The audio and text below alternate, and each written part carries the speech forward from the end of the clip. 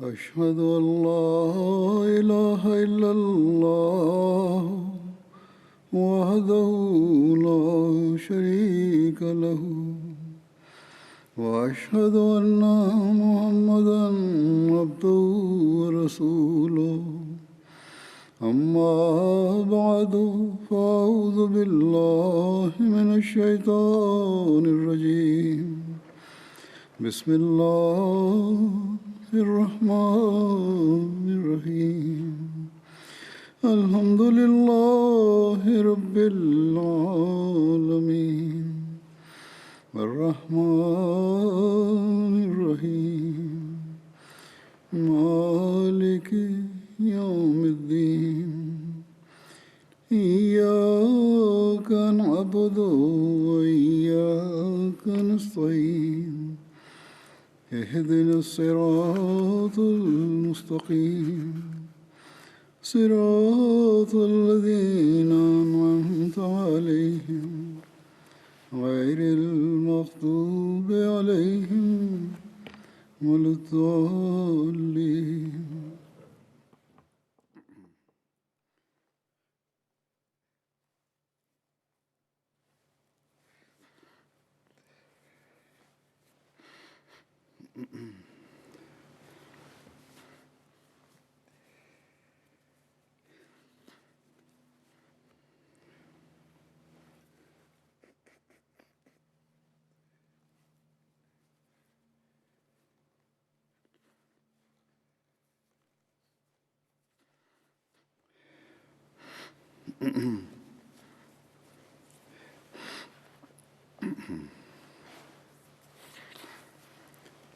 گزشتہ خطبہ سے پہلے حضرت عثمان کا ذکر چل رہا تھا. آج بھی وہی ذکر ہوگا. حضرت عثمان میں عفت اور حیا بہت زیادہ تھی. اس کے بارے میں روایت ہے. حضرت انس بن مالک روایت کرتے ہیں کہ رسول اللہ صلی اللہ علیہ وسلم نے فرمایا، میری امت پر سب سے زیادہ رحم کرنے والے ابو بکر ہیں. اللہ کے دین میں ان سب سے زیادہ مضبوط عمر ہیں. ان میں سب سے زیادہ حقیقی حیا والے عثمان ہیں. ان میں سے سب سے عمدہ فیصلہ کرنے والے علی بن ابی طالب ہیں. ان میں سے سب سے زیادہ اللہ تعالیٰ کی کتاب قرآن کو جاننے والے ابی بن کعب ہیں. اور ان میں سے سب سے زیادہ حلال و حرام کو جاننے والے معاذ بن جبل ہیں. اور ان میں سے سب سے زیادہ فرائض کو جاننے والے زید بن ثابت ہیں. سنو، ہر امت کے لیے ایک امین ہوتا ہے، اور اس امت کا امین ابو عبیدہ بن جراح ہیں.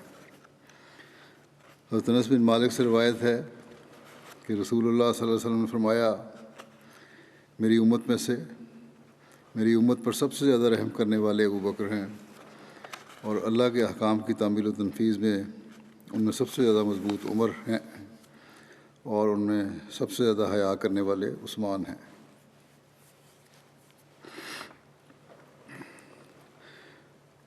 حضرت عثمان بن عفان فرماتے ہیں کہ نہ میں نے کبھی لاپرواہی کی، میں نے کبھی تمنا نہیں کی، یعنی خلافت کی یا کسی بھی عہدے کی یا جھوٹی تمنا نہیں کی. اور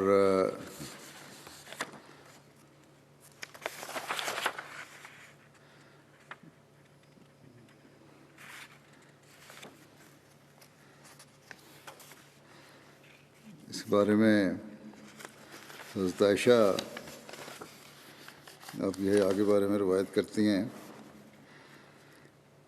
کہ رسول اللہ صلی اللہ علیہ وسلم میرے گھر میں اپنی رانوں یا پنڈلیوں سے کپڑا ہٹائے ہوئے لیٹے تھے کہ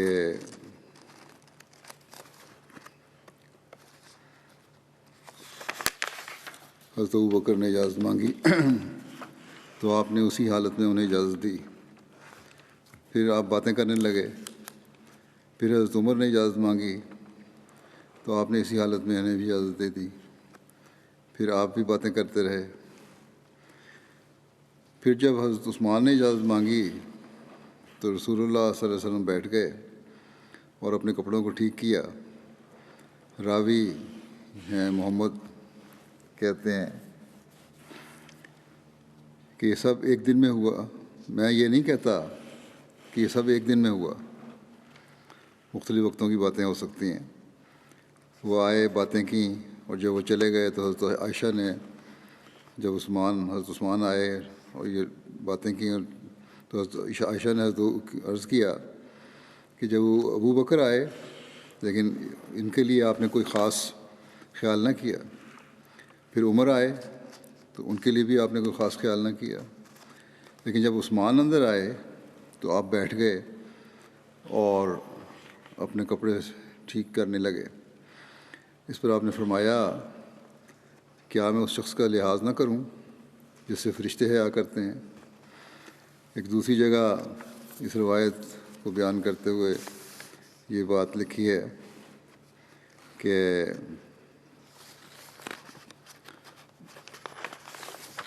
جب حضرت عائشہ نے عرض کیا کہ صرف حضرت عثمان کے لیے آپ نے ایک خاص اہتمام کیا، ایسا کیوں کیا؟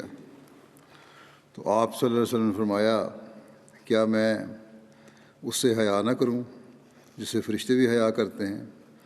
اس ذات کی قسم جس کے قبضہ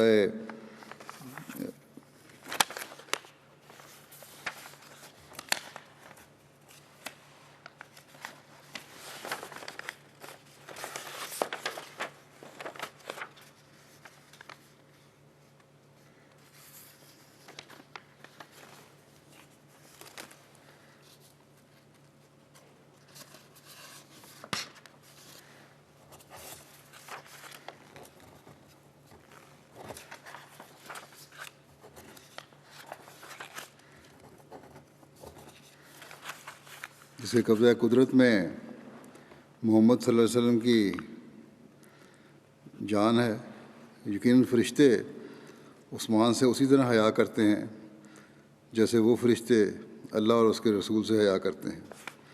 اگر عثمان اندر آتے اور تو میرے قریب ہی ہوتی تو وہ واپس جانے تک نہ ہی اپنا سر اوپر اٹھاتے، یا نہ ہی نظر اوپر بھی نہ اٹھاتے، اور نہ ہی کوئی بات کرتے۔ اتنی حیا ہے ان میں۔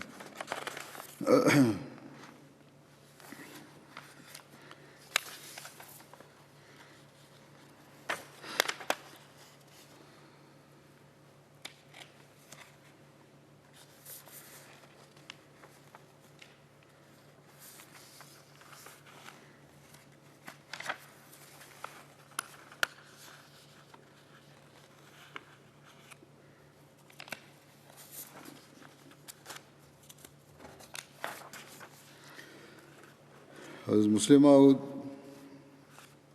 حضرت عثمان کا یہ واقعہ بیان کرتے ہوئے فرماتے ہیں، یہ واقعہ آپ نے اللہ تعالیٰ کی صفت کریم کے بیان فرمایا ہے کہ اللہ تعالیٰ کریم ہے۔ فرماتے ہیں کہ رسول کریم صلی اللہ علیہ وسلم کا ایک واقعہ ہے جس سے پتہ چلتا ہے کہ کریم سے شرم کی جاتی ہے۔ جو کریم ہو، جو صفت ہے جس میں ہو، اسے شرم کی جاتی ہے۔ حدیثوں میں آتا ہے کہ ایک دفعہ رسول کریم صلی اللہ علیہ وسلم اپنے گھر میں لیٹے ہوئے تھے اور آپ کی ٹانگوں کا کچھ حصہ ننگا تھا کہ حضرت ابوبکر آئے اور بیٹھ گئے، پھر حضرت عمر آئے اور بیٹھ گئے، مگر آپ نے کوئی پرواہ نہ کی۔ تھوڑی دیر گزری تھی کہ حضرت عثمان نے دستک دے دی۔ آپ فوراً اٹھ بیٹھے اور اپنی ٹانگوں کو کپڑے سے ڈھانک لیا اور فرمایا، عثمان بہت شرمیلا ہے، اس کے سامنے ٹانگ کا کچھ حصہ ننگا رکھتے ہوئے شرم آتی ہے۔ چنانچہ حدیث کے الفاظ ہیں، پہلے بیان بھی ہوئے ہیں، حضرت عائشہ سے روایت ہے کہ ایک دفعہ رسول کریم صلی اللہ علیہ وسلم گھر میں بیٹھے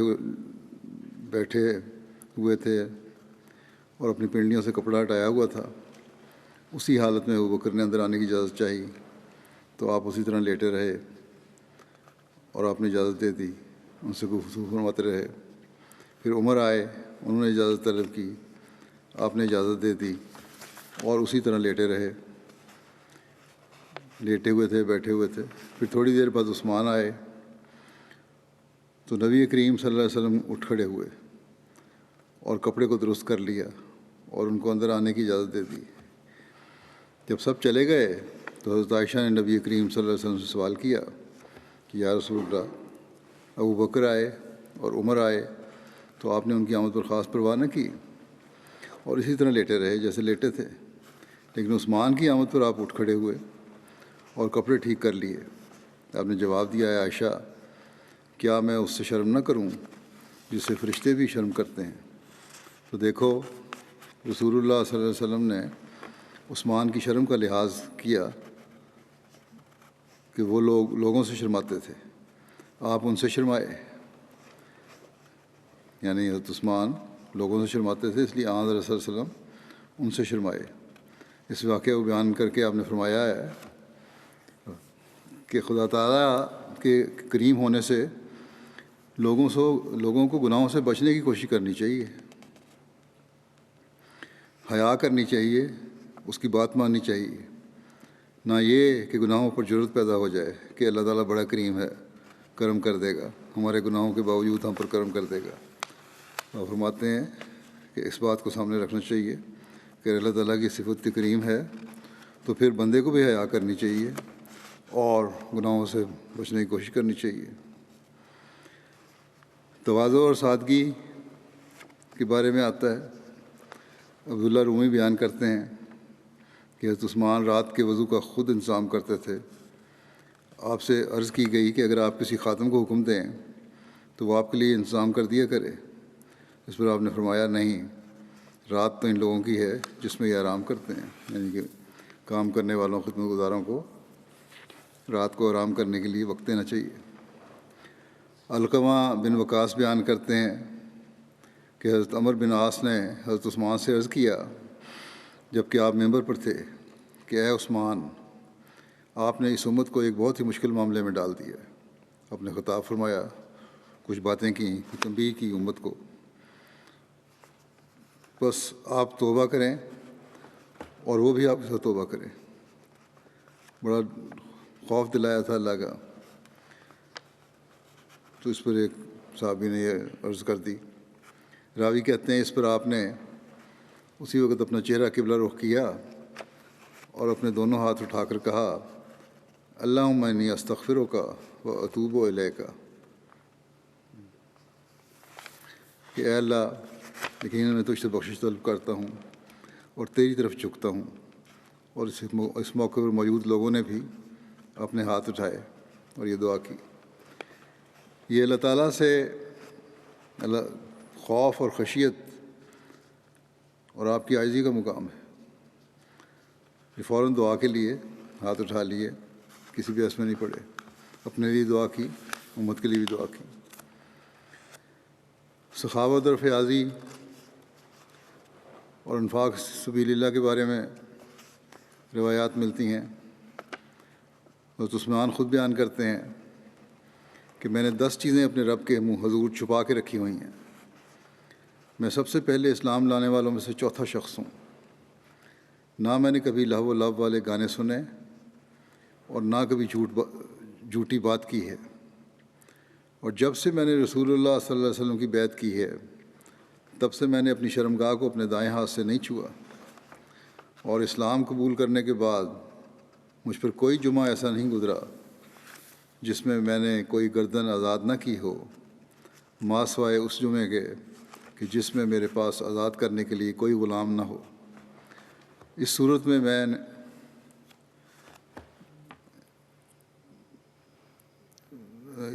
میں جمعے کے علاوہ کسی اور دن میں غلام آزاد کر دیتا تھا، اور میں نے نہ زمانہ جاہلیت میں زنا کیا اور نہ ہی اسلام میں۔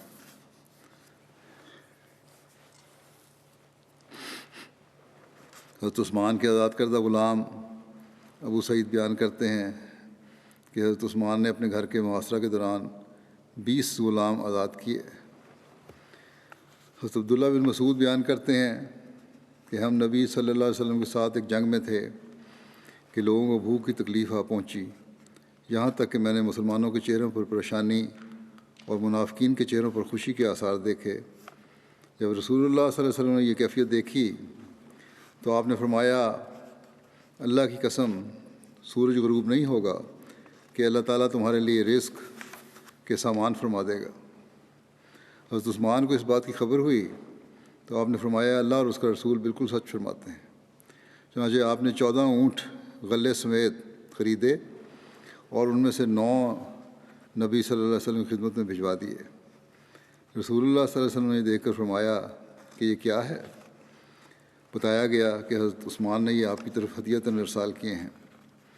اس پر رسول اللہ صلی اللہ علیہ وسلم کے چہرے پر خوشی اور مسرت پھیل گئی اور منافقوں کے چہروں پر بے چینی اور پریشانی چھا گئی۔ تب میں نے دیکھا کہ رسول اللہ صلی اللہ علیہ وسلم نے اپنے دونوں ہاتھ اوپر اٹھائے یہاں تک کہ آپ کی بغل کی سفیدی نظر آنے لگی، اور آپ نے حضرت عثمان کے لیے دعا کی۔ میں نبی کریم صلی اللہ علیہ وسلم کو کسی اور کے حق میں ایسی دعا کرتے ہوئے میں نے نبی کریم صلی اللہ علیہ وسلم کو کسی اور کے حق میں ایسی دعا کرتے ہوئے نہ پہلے کبھی سنا اور نہ بعد میں، اور وہ دعا یہ تھی: اللہم آت عثمانہ اللہم افل بے عثمان، اے اللہ عثمان کو بہت عطا فرما، اے اللہ عثمان پر اپنا فضل و کرم نازل فرما۔ حضرت عائشہ بیان کرتی ہیں رسول اللہ صلی اللہ علیہ وسلم میرے پاس تشریف لائے تو آپ نے گوشت دیکھ کر فرمایا یہ کس نے بھیجا ہے؟ میں نے عرض کیا حضرت عثمان نے۔ آپ کہتی ہیں کہ اس پر میں نے رسول اللہ صلی اللہ علیہ وسلم کو اپنے دونوں ہاتھ اٹھا کر عثمان کے لیے دعا کرتے دیکھا۔ محمد بن حلال اپنی دادی سے روایت کرتے ہیں کہ ان کی دادی حضرت عثمان کی خدمت میں حاضر ہوا کرتی تھیں جب کہ آپ گھر میں معصور کر دیے گئے تھے۔ وہ بتاتے ہیں کہ ان کی دادی کے ہاں بیٹا پیدا ہوا جس کا نام حلال رکھا گیا۔ جب ایک روز حضرت عثمان نے انہیں موجود نہ پایا تو پوچھنے پر آپ کو معلوم ہوا کہ آج رات ان کے ہاں بیٹا پیدا ہوا ہے۔ میری دادی کہتی ہیں کہ اس پر حضرت عثمان نے میری طرف 50 درہم اور ایک بڑی چادر میں سے ٹکڑا بھجوایا اور فرمایا تیرے بیٹے کا وظیفہ ہے اور یہ اس کے پہننے کے لیے کپڑا ہے، جب اس کی عمر 1 سال ہو جائے گی تو ہم اس کا وظیفہ بڑھا کر 100 درہم کر دیں گے۔ ابن سعید بن یربوع بیان کرتے ہیں کہ میں ایک بار دوپہر کے وقت گھر سے نکلا جبکہ میں بچہ تھا۔ میرے پاس ایک پرندہ تھا جسے میں مسجد میں اڑا رہا تھا۔ کیا دیکھتا ہوں کہ وہاں ایک خوبصورت چہرے والے بزرگ لیٹے ہوئے ہیں۔ ان کے سر کے نیچے اینٹ یا اینٹ کا کوئی ٹکڑا تھا، تکیے کی جگہ اینٹ رکھی ہوئی تھی۔ میں کھڑا ہو کر ان کی خوبصورتی کو تعجب سے دیکھنے لگا۔ انہوں نے اپنی آنکھیں کھول کر مجھ سے پوچھا اے بچے تم کون ہو؟ میں نے اپنے متعلق بتایا تو انہوں نے قریب ہی ایک سوئے ہوئے ایک لڑکے کو آواز دے دی، لیکن اس نے کوئی جواب نہ دیا۔ اس پر انہوں نے مجھے کہا کہ اسے بلا کر لاؤ۔ چنانچہ میں اسے بلا لایا۔ اس بزرگ نے اسے کچھ لانے کا حکم دیا اور مجھے کہا کہ بیٹھ جاؤ۔ پھر وہ لڑکا چلا گیا اور ایک پوشاک اور 1000 درہم لے کر آیا۔ انہوں نے میرا لباس اتروایا اور اس کی جگہ مجھے وہ پوشاک پہنا دی اور وہ 1000 درہم اس پوشاک میں ڈال دیے۔ جب میں اپنے والد کے پاس پہنچا تو انہیں یہ سب کچھ بتایا۔ اس پر انہوں نے کہا کہ اے میرے بیٹے کیا تجھے علم ہے کہ کس نے تیرے ساتھ ایسا سلوک کیا؟ میں نے کہا مجھے نہیں معلوم، سوائے اس کے کہ وہ کوئی ایسا شخص تھا جو مسجد میں سو رہا تھا اور اس سے بڑھ کر حسین میں نے کبھی زندگی میں کسی کو نہیں دیکھا۔ تو انہوں نے بتایا کہ وہ امیر المومنین حضرت عثمان بن عفان ہیں۔ ابن جریر روایت کرتے ہیں کہ حضرت طلحہ حضرت عثمان سے اس وقت ملے جب کہ آپ مسجد کی طرف جا رہے تھے۔ حضرت طلحہ نے کہا آپ کے 50,000 درہم جو میرے ذمے تھے وہ اب میسر آ گئے ہیں، آپ انہیں وصول کرنے کے لیے کسی شخص کو میری طرف بھیج دیں۔ اس پر حضرت عثمان نے ان سے فرمایا کہ آپ کی مروت کی وجہ سے وہ ہم نے آپ کو ہبہ کر دیے ہیں، وہ نہیں لینے۔ اسمعی کہتے ہیں کہ ابن عامر نے قطن بن عوف ہلالی کو کرمان کے علاقے پر گورنر بنایا۔ وہ 4000 مسلمانوں کا لشکر لے کر نکلا۔ راستے میں ایک وادی بارش کے پانی کی وجہ سے بہہ پڑی، جس کی وجہ سے ان کا راستہ بند ہو گیا۔ اور قطن کو بروقت نہ پہنچنے کا اندیشہ لاحق ہوا، تو اس نے اعلان کیا کہ جو شخص اس وادی کو عبور کرے گا اس کے لیے 1000 درہم بطور انعام ہوگا۔ اس پر لوگ تیر کر پار کرنے لگے۔ جب بھی کوئی شخص وادی کو پار کر لیتا تو قطن کہتے اسے اس کا جائزہ یعنی انعام دو، یہاں تک کہ سارے لشکر نے وادی پار کر لی، اور یوں ان سب کو 40 لاکھ درہم دیے گئے۔ مگر گورنر ابن عامر نے قطن کو یہ رقم دینے سے انکار کر دیا، اور یہ بات حضرت عثمان کی خدمت میں تحریر کی۔ اس پر آپ نے فرمایا، حضرت عثمان نے فرمایا کہ یہ رقم قطن کو دے دو، کیونکہ اس نے تو اللہ کے راستے میں مسلمانوں کی مدد کی ہے۔ بس اس وادی کو عبور کرنے کی وجہ سے اس دن سے انعام میں دی جانے والی رقم کا نام جوائز پڑ گیا، یعنی جو جائزہ کی جمع ہے۔ حضرت عثمان سے ایک دفعہ بیمار ہوئے تھے تو خلیفہ مقرر کرنے کی درخواست بھی کی گئی۔ اس واقعہ کو ہشام نے اپنے باپ سے روایت کیا ہے کہ انہوں نے کہا کہ مروان بن حکم نے مجھے بتایا کہ جس سال نکسیر کی بیماری پھیلی، حضرت عثمان بن عفان کو بھی سخت نکسیر ہوئی، ناک میں سے خون آنے لگا، یہاں تک کہ اس بیماری نے ان کو حج سے روک دیا، اور انہوں نے وصیت کر دی کہ اس وقت قریش میں سے ایک شخص ان کے پاس آیا اور انہوں نے وصیت کر دی، تو اس وقت قریش میں سے ایک شخص ان کے پاس آیا اور کہنے لگا کسی کو خلیفہ مقرر کر دیں۔ اب کی ایسی حالت ہو رہی ہے، کسی کو خلیفہ مقرر کر دیں۔ حضرت عثمان نے پوچھا کیا لوگوں نے یہ بات کہی ہے؟ اس نے کہا کہ ہاں۔ حضرت عثمان نے پھر پوچھا کہ کس کو خلیفہ بنانا چاہتے ہیں؟ وہ خاموش رہا۔ اتنے میں ایک اور شخص ان کے پاس آیا کہ میں سمجھتا ہوں کہ وہ حارث تھا، کہنے لگا کہ خلیفہ مقرر کر دیں۔ حضرت عثمان نے فرمایا کیا لوگوں نے یہ کہا ہے؟ اس نے کہا ہاں۔ حضرت عثمان نے پوچھا وہ کون ہے جو خلیفہ ہوگا؟ وہ خاموش رہا۔ حضرت عثمان نے کہا شاید وہ کہتے ہیں زبیر کو۔ اس نے کہا ہاں۔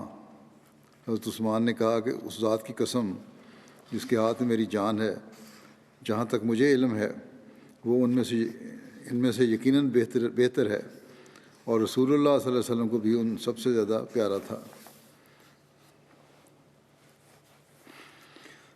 آپ کو کتابت وحی کا بھی موقع ملا۔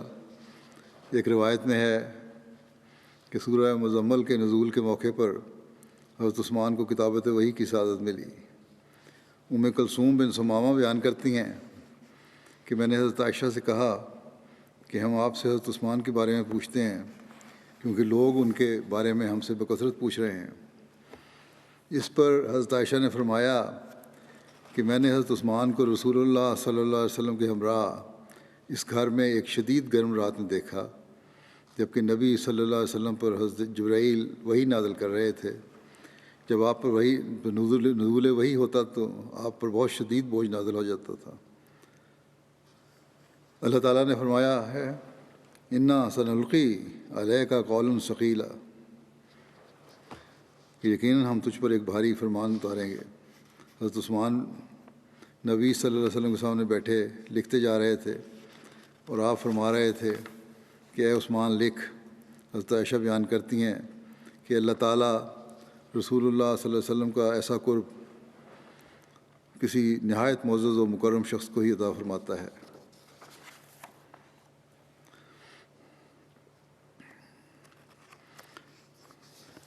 حضرت ابوبکر رضی اللہ عنہ کے زمانے میں قرآن کریم کے تحریری صحیفے جمع ہوئے جو انہوں نے اپنے پاس رکھے۔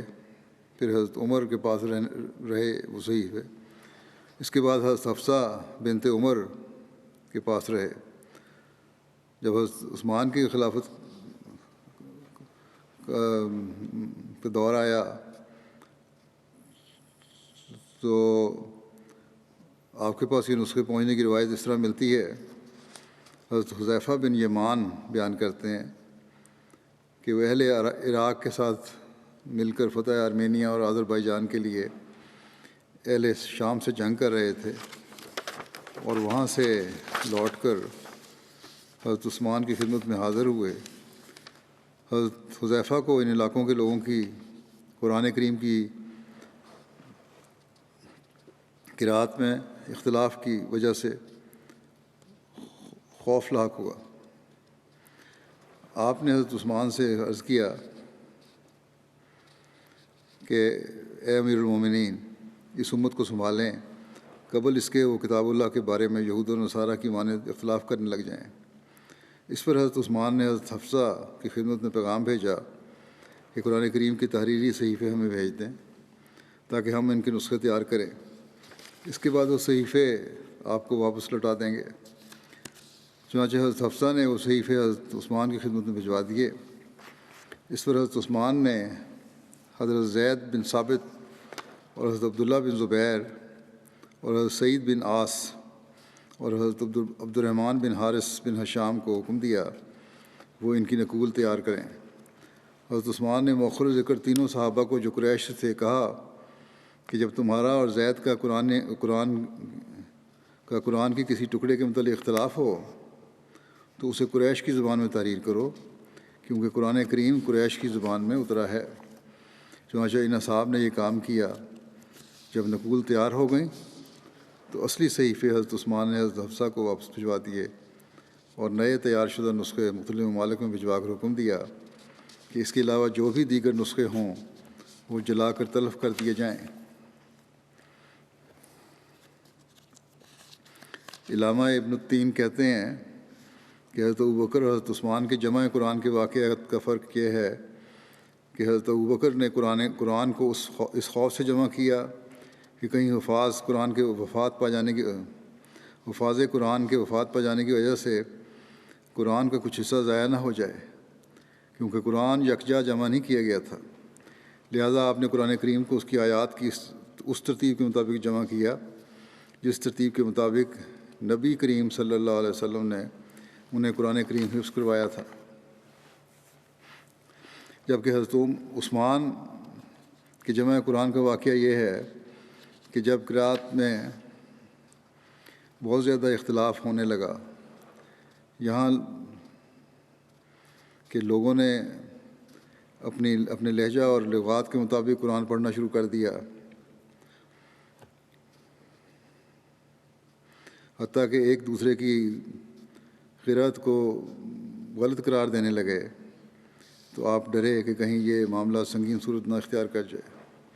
چنانچہ آپ نے ان صحائف کو جو حضرت ابوبکر نے تیار کروائے تھے ایک مصحف میں صورتوں کی ترتیب کے ساتھ جمع کر دیا اور صرف قریش کی لغت کو محفوظ رکھا، اور یہ دلیل دی کہ قرآن کا نزول قریش کی لغت میں ہوا ہے، اگرچہ ابتدا میں آسانی کی خاطر دوسری لغات کے مطابق قرآن کی تلاوت کی اجازت دی گئی تھی، مگر جب آپ نے دیکھا کہ اب ایسا کرنے کی حاجت نہیں رہی تو آپ نے ایک ہی لغت کی قراءت پر اکتفا کا ارشاد فرمایا۔ علامہ قرطبی فرماتے ہیں اگر یہ سوال کیا جائے کہ حضرت عثمان نے لوگوں کو اپنے والے ایک مصحف پر جمع کرنے کی زحمت کیوں اٹھائی جبکہ آپ سے قبل حضرت ابوبکر اس کام کو کر چکے تھے، تو اس کا جواب یہ ہے کہ حضرت عثمان نے جو کیا اس کا مقصد مصحف کی تدوین پر لوگوں کو جمع کرنا نہ تھا۔ کیا آپ دیکھتے نہیں کہ حضرت عثمان نے ام المومنین حضرت حفصہ کو کہلا بھیجا کہ آپ قرآنی صحیفے ہمیں بھیج دیں، ہم ان کی کاپیاں بنا کر اصل صحیفے آپ کو واپس کر دیں گے۔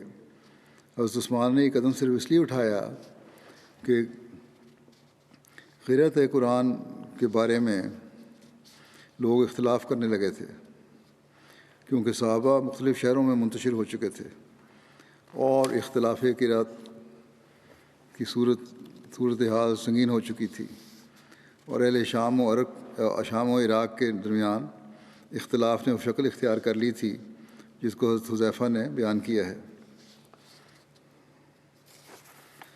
حضرت مسلم موعود رضی اللہ عنہ سورۃ العلیٰ کی آیت سنقرئک فلا تنسیٰ کی تفسیر بیان کرتے ہوئے فرماتے ہیں کہ اس آیت کے معنی یہ ہیں کہ ہم تمہیں وہ کلام سکھائیں گے جسے قیامت تک تم نہیں بھولو گے، بلکہ یہ کلام اسی طرح محفوظ رہے گا جس طرح اس وقت ہے۔ چنانچہ اس دعویٰ کا ثبوت یہ ہے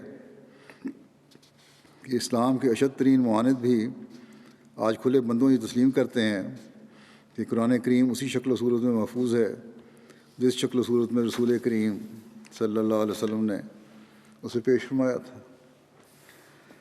نولڈ کے، اسپرنگر اور ولیم میور سب نے اپنی کتابوں میں تسلیم کیا ہے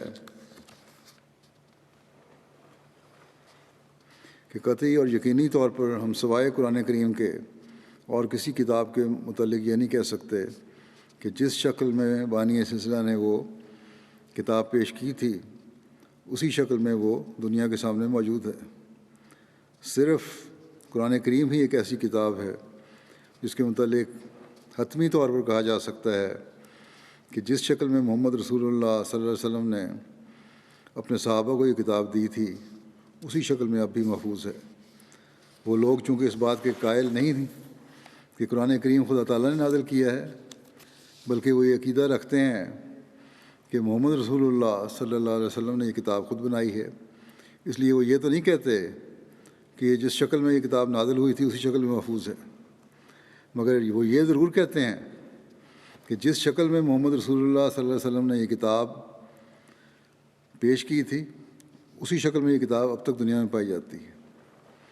چنانچہ سر ولیم میور اپنی کتاب دی قرآن میں لکھتے ہیں، یہ تمام ثبوت دل کو پوری تسلی دلا دیتے ہیں کہ وہ قرآن جسے ہم آج پڑھتے ہیں لفظاً وہی ہے جسے نبی صلی اللہ علیہ وسلم نے لوگوں کو پڑھ کر سنایا تھا۔ پھر سر ولیم میور اپنی کتاب لائف آف محمد میں یہ لکھتا ہے کہ اب جو قرآن ہمارے ہاتھوں میں ہے گو یہ بالکل ممکن ہے کہ محمد رسول اللہ صلی اللہ علیہ وسلم نے اپنے زمانے میں اسے خود بنایا ہو اور بعض دفعہ اس میں خود ہی بعض تبدیلیاں بھی کر دی ہوں، مگر اس میں شبہ نہیں کہ یہ وہی قرآن ہے جو محمد صلی اللہ علیہ وسلم نے ہمیں دیا تھا۔ اسی طرح لکھتے ہیں کہ ہم نہایت مضبوط قیاسات کی بنیاد پر کہہ سکتے ہیں کہ ہر ایک آیت جو قرآن میں ہے وہ اصلی ہے اور محمد حضرت صلی اللہ علیہ وسلم کی غیر محرف تصنیف ہے۔ پھر نولڈ کے جرمن مستشرق ہے، لکھتا ہے کہ ممکن ہے کہ تحریر کی کوئی معمولی غلطیاں یعنی طرز تحریر کی ہوں، لیکن جو قرآن عثمان نے دنیا کے سامنے پیش کیا تھا اس کا مضمون وہی ہے جو محمد صلی اللہ علیہ وسلم نے پیش کیا تھا، گویا اس کی ترتیب عجیب ہے۔ یورپین علماء کی یہ کوشش کہ وہ ثابت کریں کہ قرآن بعد کے زمانے میں بھی کوئی تبدیلی ہوئی بالکل ناکام ثابت ہوئی۔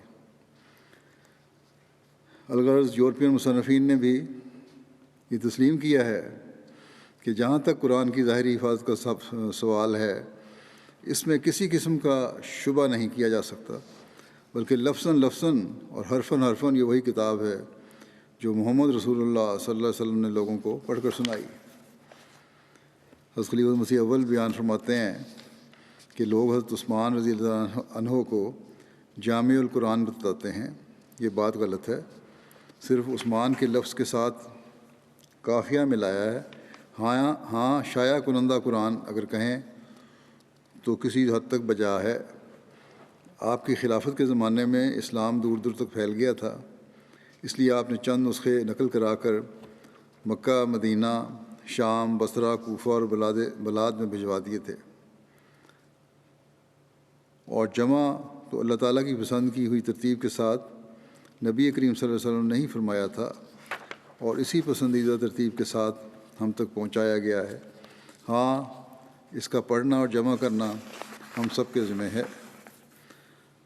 حضرت مسلم موعود بیان فرماتے ہیں کہ حضرت عثمان کے زمانے میں کہ جب بجائے اس کے کہ مکے والے مکے میں رہتے، مدینے والے مدینے میں رہتے، نجد والے نجد میں رہتے، طائف والے طائف میں رہتے، یمن والے یمن میں رہتے، اور وہ ایک دوسرے کی زبان اور محاورات سے ناواقف ہوتے۔ مدینہ دارالحکومت بن گیا تو تمام قومیں ایک ہو گئیں، کیونکہ اس وقت مدینہ والے حاکم تھے جن میں ایک بڑا طبقہ مہاجرین مکہ کا تھا، اور خود اہل مدینہ بھی اہل مکہ کی صحبت میں حجازی عربی سیکھ چکے تھے۔ بس چونکہ قانون کا نفاذ ان کی طرف سے ہوتا تھا، مال ان کے قبضہ میں تھا، یعنی حکومت جن کے پاس تھی، اور دنیا کی نگاہیں انہی کی طرف اٹھتی تھیں، اس وقت طائف کے بھی اور نجد کے بھی اور مکے کے بھی اور یمن کے بھی اور دوسرے علاقوں کے بھی اکثر لوگ مدینہ میں آتے جاتے تھے اور مدینہ کے مہاجر و انصار سے ملتے اور دین سیکھتے تھے، اور اسی طرح سب ملک کی علمی زبان ایک ہوتی جاتی تھی۔ پھر کچھ ان لوگوں میں سے مدینہ میں ہی آ کر بس گئے تھے، ان کی زبان تو گویا بالکل ہی حجازی ہو گئی تھی۔ یہ لوگ جب اپنے وطنوں کو جاتے ہوں گے تو چونکہ یہ علماء اور استاد ہوتے تھے، یقیناً ان کے علاقے پر ان کے جانے کی وجہ سے بھی ضرور اثر پڑتا تھا۔ علاوہ ازیں جنگوں کی وجہ سے عرب کے مختلف قبائل کو اکٹھا رہنے کا موقع ملتا تھا، اور افسر چونکہ اکابر صحابہ ہوتے تھے، ان کی صحبت اور ان کی نقل کی طبی خواہش بھی زبان میں یکرنگی پیدا کرتی تھی۔ بس گو ابتدا میں تو لوگوں کو قرآن کریم کی زبان سمجھنے میں دقتیں پیش آتی ہوں گی، مگر مدینہ کے دارالحکومت بننے کے بعد جب تمام عرب کا مرکز مدینہ منورہ بن گیا اور قبائل اور اقوام نے بار بار وہاں آنا شروع کر دیا، تو پھر اس اختلاف کا کوئی امکان نہ رہا، کیونکہ اس وقت تمام علمی مذاق کے لوگ قرآنی زبان سے پوری طرح واقف ہو چکے تھے۔ چنانچہ جب لوگ اچھی طرح واقف ہو گئے تو حضرت عثمان رضی اللہ عنہ نے حکم دیا کہ آئندہ صرف حجازی قرأت پڑھی جائے اور کوئی قرأت پڑھنے کی اجازت نہیں۔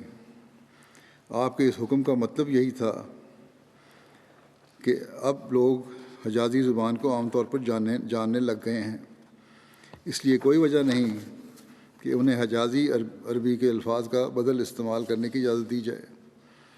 حضرت عثمان کے اس حکم کی وجہ سے ہی شیعہ لوگ جو سنیوں کے مخالف ہیں کہا کرتے ہیں کہ موجودہ قرآن بیاض عثمانی ہے، حالانکہ یہ اعتراض بالکل غلط ہے۔ حضرت عثمان رضی اللہ عنہ کے زمانے تک عربوں کے میل جول پر ایک لمبا عرصہ گزر چکا تھا، اور وہ آپس کے میل جول کی وجہ سے ایک دوسرے کی زبانوں کے فرق سے پوری طرح آگاہ ہو چکے تھے۔ اس وقت اس بات کی کوئی ضرورت نہیں تھی کہ قرأتوں میں بھی لوگوں کو قرآن کریم پڑھنے کی اجازت دی جاتی۔ یہ اجازت محض وقتی طور پر تھی، اور اس ضرورت کے ماتحت تھی کہ ابتدائی زمانہ تھا، قومیں متفرق تھیں، اور زبان کے معمولی فرق کی وجہ سے الفاظ کے معنی بھی تبدیل ہو جاتے تھے۔ اس نقص کی وجہ سے عارضی طور پر بعض الفاظ کو جو ان قبائل میں رائج تھے، اصل وحی کے بدل کے طور پر خدا تعالیٰ کی وحی کے مطابق پڑھنے کی اجازت دی گئی تھی، تاکہ قرآن کریم کے احکام کے سمجھنے اور اس کی تعلیم سے روشناس ہونے میں کسی قسم کی روک حائل نہ ہو، اور ہر زبان والا اپنی زبان کے محاورات میں اس کے احکام کو سمجھ سکے اور اپنے لہجے کے مطابق پڑھ سکے۔ جب 20 سال کا عرصہ اس اجازت پر گزر گیا، زمانہ ایک نئی شکل اختیار کر گیا، قومیں ایک نیا رنگ اختیار کر گئیں۔ وہ عرب جو متفرق قبائل پر مشتمل تھے ایک زبردست قوم بلکہ ایک زبردست حکومت بن گیا۔ آئین ملک کا نفاذ اور نظام تعلیم کا اجرا ان کے ہاتھ میں آ گیا، مناصب کی تقسیم ان کے اختیار میں آ گئی، حدود اور قصاص کے احکام کا اجرا انہوں نے شروع کر دیا۔ تو اس کے بعد اصلی قرآنی زبان کے سمجھنے میں لوگوں کو کوئی دقت نہ رہی، اور جب یہ حالت پیدا ہو گئی تو حضرت عثمان رضی اللہ عنہ نے بھی اس عارضی اجازت کو جو محض وقتی حالات کے ماتحت دی گئی تھی منسوخ کر دیا، اور یہی اللہ تعالیٰ کا منشا تھا۔ مگر شیعہ لوگ حضرت عثمان رضی اللہ عنہ کا سب سے بڑا قصور اگر قرار دیتے ہیں تو یہی کہ انہوں نے مختلف قرأتوں کو مٹا کر ایک قرأت جاری کر دی، حالانکہ اگر وہ غور کرتے تو آسانی سے سمجھ سکتے تھے کہ خدا تعالیٰ نے مختلف قرأتوں میں سے قرآن کریم پڑھنے کی اجازت اسلام کے دوسرے دور میں دی ہے، ابتدائی دور میں نہیں دی، جس کے صاف معنی یہ ہیں کہ قرآن کریم کا نزول گو حجازی زبان میں ہوا ہے، مگر قرأتوں میں فرق دوسرے قبائل کے اسلام لانے پر ہوا، چونکہ بعض دفعہ ایک قبیلہ اپنی زبان کے لحاظ سے دوسرے قبیلے سے کچھ فرق رکھتا تھا، اور یا تو وہ تلفظ صحیح طور پر ادا نہیں کر سکتا تھا، یا ان الفاظ کے معنی کے لحاظ سے فرق ہو جاتا تھا۔ اس لیے رسول کریم صلی اللہ علیہ وسلم نے اللہ تعالیٰ کے منشا کے ماتحت بعض اختلافی الفاظ کے لہجے کے بدلنے یا اس کی جگہ دوسرا لفظ رکھنے کی اجازت دے دی، مگر اس کا آیات کے معنی یا ان کے مفہوم پر کوئی اثر نہیں پڑتا تھا، بلکہ اگر یہ اجازت نہ دی جاتی تو فرق پڑتا۔ چنانچہ اس کا ثبوت اس امر سے ملتا ہے کہ رسول کریم صلی اللہ علیہ وسلم نے ایک صورت عبداللہ بن مسعود کو اور طرح پڑھائی اور حضرت عمر کو اور طرح پڑھائی، کیونکہ حضرت عمر خالص شہری تھے اور حضرت عبداللہ بن مسعود گڈریے تھے، اور اس وجہ سے بدوی لوگوں سے ان کا تعلق زیادہ تھا۔ پس دونوں زبانوں میں بہت فرق تھا۔ ایک دن عبداللہ بن مسعود قرآن کریم کی وہی صورت پڑھ رہے تھے کہ حضرت عمر رضی اللہ تعالیٰ عنہ پاس سے گزرے، اور انہوں نے عبداللہ بن مسعود کو کسی قدر فرق سے اس صورت کی تلاوت کرتے سنا۔ انہیں بڑا تعجب آیا کہ یہ کیا بات ہے کہ الفاظ کچھ اور ہیں اور یہ کچھ اور طرح پڑھ رہے ہیں۔ چنانچہ انہوں نے حضرت عبداللہ بن مسعود کے گلے میں پٹکا ڈالا اور کہا، چلو رسول کریم صلی اللہ علیہ وسلم کے پاس، میں ابھی تمہارا معاملہ پیش کرتا ہوں۔ تم صورت کے بعد الفاظ اور طرح پڑھ رہے ہو اور اصل صورت اور طرح ہے۔ غرض وہ انہیں رسول کریم صلی اللہ علیہ وسلم کے پاس لائے اور عرض کیا، یا رسول اللہ، آپ نے یہ صورت مجھے اور طرح پڑھائی ہے اور عبداللہ بن مسعود اور طرح پڑھ رہے ہیں۔ رسول کریم صلی اللہ علیہ وسلم نے عبداللہ بن مسعود سے فرمایا، تم یہ صورت کس طرح پڑھ رہے تھے؟ وہ ڈرے اور کانپنے لگ گئے کہ کہیں مجھ سے غلطی نہ ہو گئی ہو، مگر رسول کریم صلی اللہ علیہ وسلم نے فرمایا، ڈرو نہیں، پڑھو۔ انہوں نے پڑھ کر سنائی تو رسول کریم صلی اللہ علیہ وسلم نے فرمایا، بالکل ٹھیک ہے۔ حضرت عمر نے کہا کہ رسول اللہ، آپ نے تو مجھے اور طرح پڑھائی تھی۔ آپ صلی اللہ علیہ وسلم نے فرمایا، وہ بھی ٹھیک ہے۔ پھر آپ صلی اللہ علیہ وسلم نے فرمایا، قرآن کریم 7 قرأتوں میں نازل کیا گیا ہے، تم ان معمولی باتوں پر آپس میں لڑا نہ کرو۔ اس فرق کی وجہ دراصل یہی تھی کہ رسول کریم صلی اللہ علیہ وآلہ وسلم نے سمجھا عبداللہ بن مسعود گڈریہ ہے اور ان کا لہجہ ہے، اس لیے ان کے لہجے کے مطابق جو قرأت تھی وہ انہیں پڑھائی۔ حضرت عمر کے متعلق آپ نے سوچا کہ خالص شہری ہیں، اس لیے انہیں اصل مکی زبان کی نازل شدہ قرأت بتائی۔ چنانچہ آپ نے حضرت عبداللہ بن مسعود کو ان کی اپنی زبان میں صورت پڑھنے کی اجازت دے دی، اور حضرت عمر رضی اللہ عنہ کو خالص شہری زبان میں وہ صورت پڑھا دی۔ اس قسم کے چھوٹے چھوٹے فرق ہیں جو مختلف قرأتوں کی وجہ سے پیدا ہو گئے تھے، مگر ان کا نفس مضمون پر کوئی اثر نہیں پڑتا تھا۔ ہر شخص سمجھتا تھا کہ یہ تمدن اور تعلیم اور زبان کے فرق کا ایک لازمی نتیجہ ہے۔ پھر فرماتے ہیں کہ تمدن اور حکومت کے ذریعے سے قبائلی حالت کی جگہ ایک قومیت اور ایک زبان نے لے لی، اور سب لوگ حجازی زبان سے پوری طرح آشنا ہو گئے، تو حضرت عثمان نے سمجھا اور صحیح سمجھا کہ اب قرآن کو قائم رکھنا اختلاف کو قائم رکھنے کا موجب ہوگا، ان قرأتوں کو قائم رکھنا اختلاف کو قائم رکھنے کا موجب بن جائے گا، اس لیے ان قرأتوں کا عام استعمال اب بند کرنا چاہیے۔ باقی کتب قرأت میں تو وہ محفوظ رہیں گی، بس انہوں نے ان نیک خیال کے ماتحت عام استعمال میں حجازی اور اصل قرأت کے سوا باقی قرأتوں سے منع فرما دیا، اور عربوں اور اجمیوں کو ایک ہی قرأت پر جمع کرنے کے لیے تلاوت کے لیے ایسے نسخوں کی اجازت دی جو حجازی اور ابتدائی قرأت کے مطابق تھے۔ کچھ دیگر تھوڑا سا رہ گیا، باقی انشاءاللہ آئندہ۔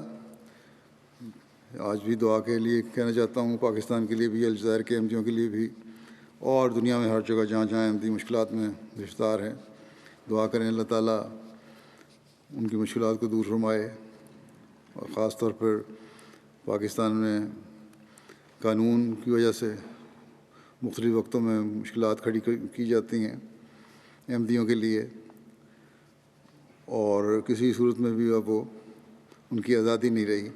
اسی طرح الجزائر میں بھی بعض حکومتی اہلکار مشکلات کھڑی کرتے رہتے ہیں۔ اللہ تعالیٰ احمدیوں کو ان سب مشکلات سے آزادی عطا فرمائے۔ جمعہ کے بعد میں نمازوں کے بعد میں نماز جمعہ کے بعد میں ویب سائٹ کا بھی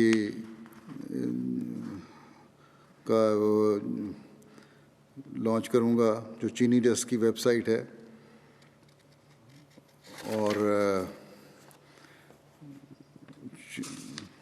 مرکزی آئی ٹی ٹیم کی تعاون سے یہ ویب سائٹ بنائی گئی ہے، جس سے لوگوں کو چینی زبان میں اسلام اور احمد کے متعلق تفصیلی معلومات مل سکیں گی۔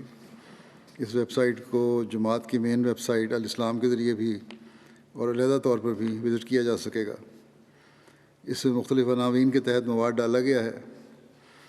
قرآن کریم کے چینی ترجمے کا نیا ایڈیشن ڈالا گیا ہے۔ اس کے علاوہ 23 دیگر کتب اور پمفلٹس دیے گئے ہیں۔ سوال و جواب کے تحت مختلف سوالوں کے جواب دیے گئے ہیں۔ حضرت مسیح موعود علیہ السلام کے عنوان کے تحت حضور اقدس علیہ السلام اور خلفاء کا تعارف دیا گیا ہے۔ پہلے صفحے پر جماعت کی دیگر 6 ویب سائٹس کے لنک دیے گئے ہیں۔ اس کے علاوہ رابطے کے لیے فون، فیکس اور ای میل وغیرہ کی تفصیل دی گئی ہے۔ خدا کرے کہ ویب سائٹ چینی عوام کے لیے ہدایت کا موجب ہو اور اسلام اور احمدیت کے لیے ان کے دل کھلیں۔ اس کے علاوہ میں بعض نماز جنازہ بھی پڑھاؤں گا۔ پہلا جنازہ ہے جو ذکر ہے جن کا جنازہ پڑھانا ہے، ان میں سے محترم محمد یونس خالد صاحب مربی سلسلہ کا، جو 15 مارچ کو حرکت قلب بند ہونے کی وجہ سے 77 سال کی عمر میں وفات پا گئے۔ انا للہ و انا الیہ راجعون۔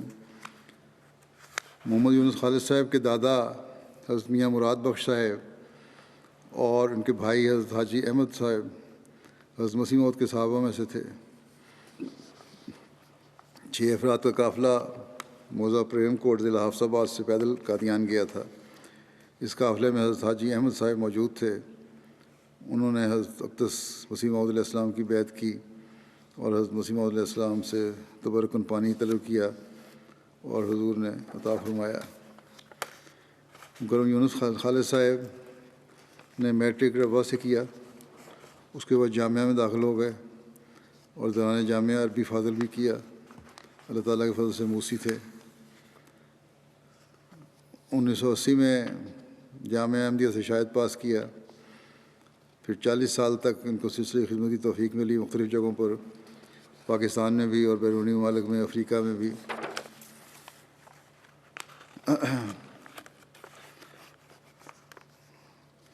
ان کے لواحقین میں ان کی اہلیہ مریم صدیقہ صاحبہ ہیں، اور ایک بیٹا ہے عتیق احمد مبشر جو مربی سلسلہ ہیں۔ یہ عتیق احمد مبشر بیان کرتے ہیں کہ میرے والد ایک عالم بعمل انسان تھے۔ اکثر مجھے کہا کرتے تھے کہ خدا تعالیٰ نے میرے ساتھ حضرت خلیفۃ المسیح اول والا سلوک رکھا ہے۔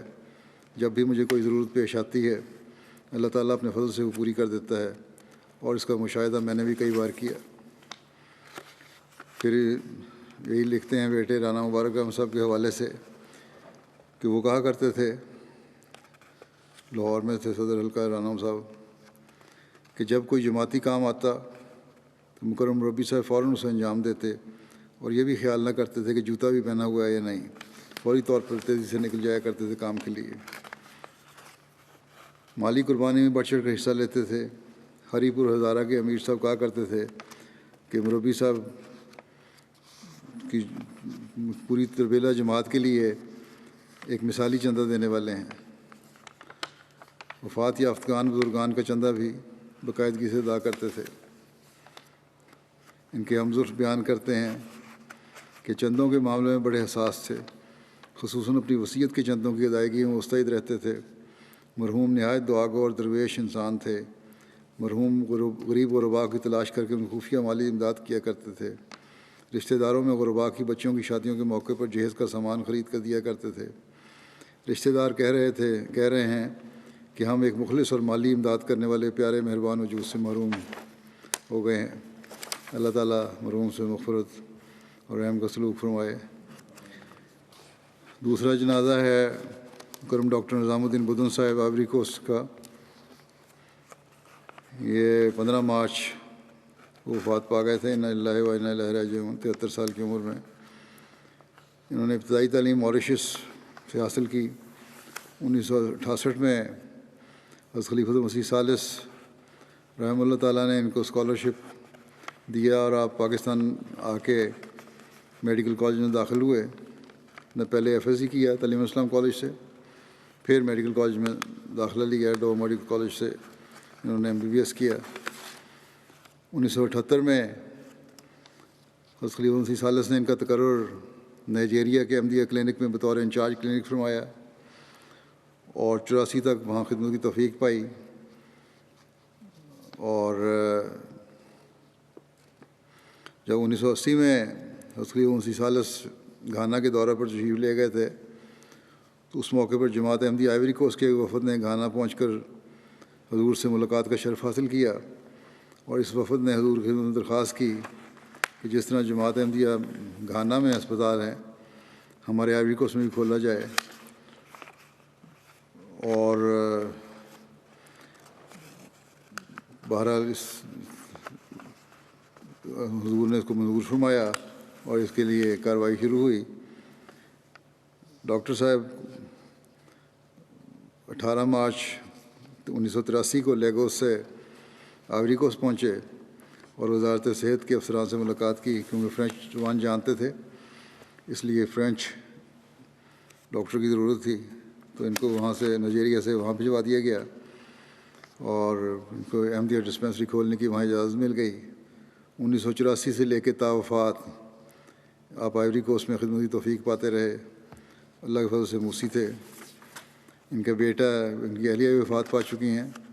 ایک بیٹا ہے بشیر الدین محمود بدن اور بیٹی ہیں ناشمیہ عائشہ وارکا۔ اللہ تعالیٰ ان بچوں کو بھی خلافت و جماعت سے جوڑا رکھے۔ عبدالقیوم پاشا صاحب Munir missionary incharge Ivory Coast کہتے ہیں کہ آئیوری کوسٹ میں تقریباً 36 سال احمدیہ کلینک آبی جان نے بطور میڈیکل افسر کے اپنی خدمات پیش کیں۔ آپ ایک بہت اچھے ڈاکٹر، ایک اچھے انسان اور جماعت احمدیہ آئیوری کوسٹ کے نمایاں بزرگ ممبر تھے۔ کہتے ہیں کہ خاکسار کا ڈاکٹر صاحب کے ساتھ تقریباً 18 سال کا ساتھ تھا۔ ان کو ہر رنگ میں اچھا انسان پایا، ہر ایک کی مدد کرنے والے، جماعتی کاموں میں رہنمائی کرنے والے اور مہمان نواز، خوش اخلاق، خوش گفتار اور خوش پوش انسان تھے۔ جماعت کے مختلف عہدوں پر بھی فائز رہے، بہت سخی دل تھے، بچوں کے ساتھ بہت پیار و محبت کو سلوک کرتے، اکثر بچوں کو تحائف کے طور پر دینے کے لیے کلینک میں ہی کچھ رکھا ہوتا تھا، جو مریض بچے آتے تھے ان کو تحفہ بھی دیا کرتے تھے، کھلونے، ٹافیاں وغیرہ۔ مشن میں رہنے والے طلباء اور غریب احمدی گھرانوں کی بہت مدد کرتے تھے۔ ایک مبلغ سلسلہ وہاں کے لکھتے ہیں کہ آپ کے پاس اگر کوئی مریض نہیں ہوتا تھا تو کسی خادم یا ناصر کی تعلیم و تربیت میں مصروف پایا۔ یہ نہیں کہ اگر مریض نہیں ہے تو بیٹھے رہے، کسی نہ کسی کام میں، جماعتی کام میں اپنا وہ مصروف رکھتے تھے۔ اس سلسلے میں کبھی ملفوظات یا خطبہ جمعہ کا فرینچ ترجمہ میں کر رہے ہوتے تھے اور احباب جماعت کو پھر اس کی فوٹو کاپیاں کر کے بھیجتے تھے۔ ہر وقت آپ انسانیت کی خدمت کے لیے تیار رہتے، بیماروں کو خود ذاتی طور پر ادویات خرید کر دیتے اور کبھی غریب لوگوں کو، اور کبھی کسی کو گھریلو ضروریات کی اشیاء جیسے چاول، تیل وغیرہ وہ بھی مہیا فرما دیتے۔ اللہ تعالیٰ مرحوم سے مغفرت اور رحم کو سلوک فرمائے۔ اگلا جنازہ ہے سلمہ بیگم صاحبہ، سلمہ بیگم اہلیہ ڈاکٹر راجہ نصیر احمد ظفر صاحب، جو 24 جنوری کو 85 سال کی عمر میں وفات پا گئیں۔ انا للہ و انا الیہ راجعون۔ آپ کے والد راجہ فضل داد خان صاحب اللہ تعالیٰ کے فضل سے اپنے خاندان کے پہلے احمدی تھے۔ ان کے لکھنے والوں نے لکھا ہے ان کے بارے میں، ان کے بچوں نے، کہ آپ کی نمازوں کی طوالت و ضرب المثل کے طور پر پورے خاندان میں مشہور تھی۔ نہایت خوش اخلاق، خوش مزاج، خدمت گزار، تقوی شعار، باوفا، باہمت، نہایت اعلیٰ ظرف، صاحب حکمت، وسیع حوصلہ کی مالک، باکردار اور پروکار، بہت دعاگو، نہایت صابرہ اور شاکرہ، کانع اور متوکل اللہ خاتون تھیں۔ مرحومہ اللہ تعالیٰ کے فضل سے موسیہ تھیں۔ پسماندگان میں 2 بیٹے اور 3 بیٹیاں شامل ہیں۔ اللہ تعالیٰ مرحومہ سے رحم اور مختلف سلوک فرمائے۔ اگلا جنازہ ہے مکرمہ کشور تنویر ارشد صاحبہ علیہ عبدالباقی ارشد صاحب، چیئرمین الشرکت الاسلامیہ UK کا، جو 27 فروری کو 87 سال کی عمر میں وفات پا گئیں۔ انا للہ و انا الیہ راجعون۔ مرحومہ نے بہت صبر اور حوصلے کے ساتھ اپنی بیماری اور پیرانہ سالی میں مختلف عوارض کا مقابلہ کیا اور خدا تعالیٰ کی رضا پر راضی رہتے ہوئے اپنے پیارے رب کے حضور حاضر ہو گئیں۔ پسماندگان میں 2 بیٹے اور 2 بیٹیاں ہیں، اور اسی طرح پوتے اور پوتیاں اور نواسے نواسیاں یادگار چھوڑے ہیں۔ آپ کے ایک داماد نصیر الدین صاحب اس وقت نائب امیر UK کی خدمت توفیق پا رہے ہیں۔ ایک بیٹا ہے نویل ارشد، اس کو بھی خدمت کی توفیق ملی خلیفہ مسیح رابع کے وقت میں بھی، اور میں نے بھی جب بھی کسی خدمت کے لیے ان کو بلایا فوراً حاضر ہو جاتے ہیں۔ اچھی تربیت کی ہے بچوں کی انہوں نے۔ آپ بے شمار خوبیوں کی مالک تھیں، بے حد نفاست پسند تھیں، سلیقہ شعار تھیں، ایک فدائی مخلص اور نیک خاتون تھیں، نماز روزہ کی پابند اور چندہ ادا کرنے میں بہت جلدی کرتیں، ہمیشہ صدقہ و خیرات خوب دل کھول کر کرتیں۔ ارشد باقی صاحب لکھتے ہیں کہ ان کا ایک طویل عرصہ لندن میں قیام رہا۔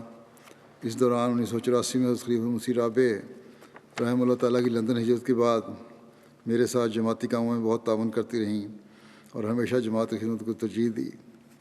ہر لحاظ سے اپنے گھر کو ایک پرسکون اور جنت نظیر بنا رکھا۔ خلیفہ مسیح رابع رحمہ اللہ تعالیٰ فرمایا کرتے تھے کہ سکون کے لحاظ سے یہ گھر میرا پسندیدہ ہے۔ ان کی بیٹی کہتی ہیں کہ ہر حالت میں خدا کا شکر ادا کرتی تھیں، دکھ اور سکھ دونوں حالتوں میں قضاء و قدر کو خوشی سے قبول کیا اور زبان پر کبھی کوئی شکوہ نہ آنے دیتی تھیں۔ سعودی عرب میں بھی ان کا قیام رہا، وہاں بھی احمدی احباب جو حج یا عمرے کے لیے جاتے تھے ان کی بہت خدمت کی توفیق انہوں نے پائی۔ اللہ تعالیٰ مرحومہ سے مغفرت اور رحم کا سلوک فرمائے۔ اگلا جنازہ ہے عبد الرحمن حسین محمد خیر صاحب آف سوڈان کا۔ عبد الرحمن حسین محمد خیر، یہ 24 دسمبر کو ان کی وفات ہوئی 56 سال کی عمر میں۔ انا للہ و انا الیہ راجعون۔ جماعت احمدیہ سے تعارف سے قبل یہ کسی بھی اسلامی فرقے میں شامل نہ تھے، بلکہ انہیں بعض عقائد مثلاً ناسخ و منسوخ اور جن وغیرہ کے بارے میں شک تھا۔ ان کے بڑے بھائی عثمان حسین صاحب سعودی عرب میں کام کرتے تھے، وہاں ان کا تعارف جماعت سے ہوا تو انہوں نے مرحوم عبد الرحمن صاحب سے اس کا ذکر کیا۔ یہ 2007 کی بات ہے۔ اپنے بھائی سے احمدیت کے بارے میں سنا تو عبد الرحمن صاحب MTA دیکھنے کے لیے بے قرار ہو گئے۔ اس وقت ان کے علاقے میں MTA کی نشریات کا حصول قدر مشکل تھا، جس کے لیے انہوں نے متعدد ڈش اینٹینے بدلے، کافی پیسہ خرچ کیا۔ آخر انہوں نے MTA مل گیا۔ پھر تو ان کا یہ معمول تھا کہ کام سے واپس آنے کے بعد اکثر وقت MTA دیکھنے میں گزارتے۔ بالآخر اطمینان قلب ہونے پر 2010 میں ان کو بیعت کی توفیق ملی۔ بیعت کے بعد انہوں نے اپنے تمام رشتہ داروں اور دوستوں کو تبلیغ کی۔ مرحوم کی نیک صفات میں عاجزی، انکساری، مہمان نوازی، غربا پروری اور حسن معاملہ نمایاں تھیں۔ 2013 میں سوڈان میں جماعت قیام میں انہیں نمایاں کردار ادا کرنے کی توفیق ملی اور اس سلسلہ میں بے دریغ مالی قربانی بھی انہوں نے کی۔ مرحوم بہت سے غریب احباب جماعت کی مالی مدد بھی کیا کرتے تھے۔ سوڈان کے ایک علاقے میں آباد ایک بہت ہی غریب قبیلے کے احمدی جب اہل علاقہ کی طرف سے ظلم کا نشانہ بنے تو مرحوم نے دل کھول کر ان کی مالی امداد کی اور ان کی ضرورتوں کا خیال رکھا اور لوگوں کا بھی خیال رکھتے تھے۔ ہر جمعے کو اپنی گاڑی پر مختلف مقامات سے احمدیوں کو نماز سینٹر لے کر آتے اور جمعے کی نماز کے بعد انہیں واپس گھر پہنچاتے تھے۔ गैर जमात अहबाब भी इनके अखलाक की तारीफ़ करते हैं। चंदा जात में बहुत बाकायदा और दिल खोल कर खर्च करने वाले थे।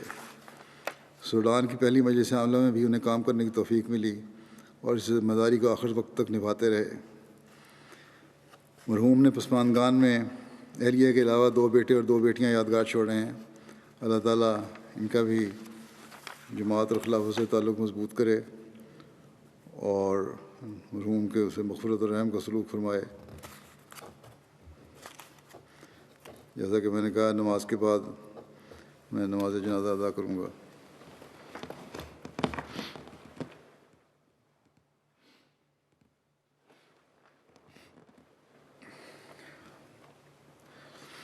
अल्हम्दुलिल्लाह नहमदुहु व नस्तईनुहु व नस्तग़फिरुहु व नु'मिनु बिही व नतवक्कलु अलैहि व नऊज़ु बिल्लाहि मिन शुरूरि अनफुसिना व मिन सय्यिआति अअमालिना मन यहदिहिल्लाहु फला मुदिल्ल लहु वमन युद्लिल्हु फला हादिय लहु वनशहदु अन ला इलाहा इल्लल्लाह वनशहदु अन्ना मुहम्मदन अब्दुहु व रसूलुहु। इबादुल्लाहि रहिमकुमुल्लाह इन्नल्लाहा यअमुरु बिल अदलि वल इहसानि वईताइ ज़िल क़ुर्बा वयन्हा अनिल फ़हशाइ वल मुनकरि वल बग़ि यइज़ुकुम लअल्लकुम तज़क्करून। उज़्कुरुल्लाह यज़्कुरुकुम वदूहु यस्तजिब लकुम वलज़िक्रुल्लाहि अकबर।